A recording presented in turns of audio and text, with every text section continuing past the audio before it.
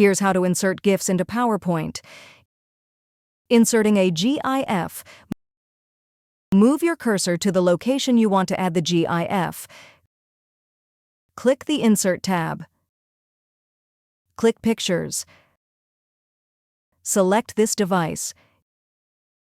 Use the pop-up window to find and select the GIF saved on your device. You can also add other images. Once the GIF is inserted, it will play live on your slide. If you'd rather select a GIF from Microsoft's gallery, click Stock Images. For an even wider selection of GIFs on the web, click Online Pictures. If you selected Stock Images, click the Videos tab and then enter keywords to find a GIF. If you selected Online Pictures, type GIF plus keywords to search for the right GIF. Be sure to save your presentation so you don't lose your changes.